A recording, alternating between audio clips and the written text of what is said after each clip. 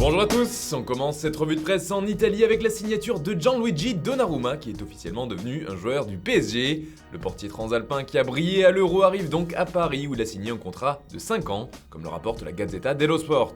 Autre information en une du quotidien, c'est la Juventus qui faisait sa rentrée ce mercredi. C'était l'occasion de revoir Massimiliano Allegri à la tête des Bianconeri, lui qui est de retour sur le banc de la vieille dame. Juve, tu es déjà au max, s'amuse ainsi le journal au papier rose, qui revient sur ce lancement de la Ligue Rebis, où le maître mot semblait être une motivation à toute épreuve. Et il y a un autre homme qui a tiré l'attention lors de cette rentrée des classes, il s'agit de Paulo Dybala, comme le montre cette une de Tuttosport. Alors qu'on attend le retour des champions d'Europe avec l'Italie, Dybala est tout de suite un personnage central lors du premier entraînement, écrit le média transalpin. Même son de cloche en couverture du Corriere dello Sport qui met également en avant la Joya, c'est sa saison, affirme même le quotidien. Au Portugal, en revanche, on est loin de l'effervescence de la rentrée des classes, c'est plutôt la punition pour le mauvais élève.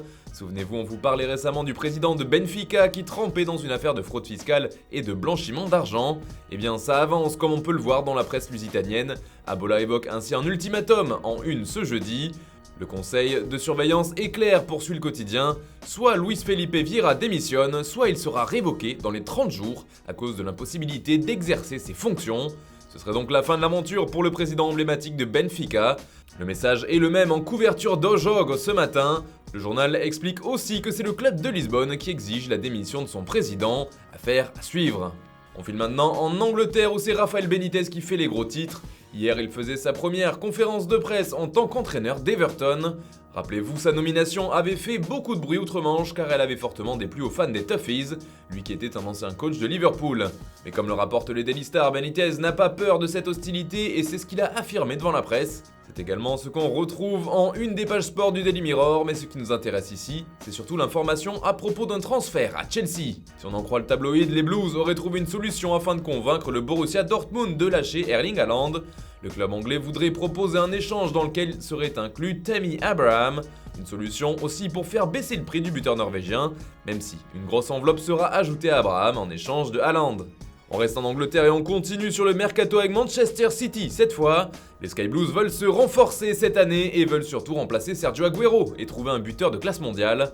La piste principale reste Harry Kane, mais les Citizens auraient trouvé une alternative intéressante. Il s'agit de Robert Lewandowski.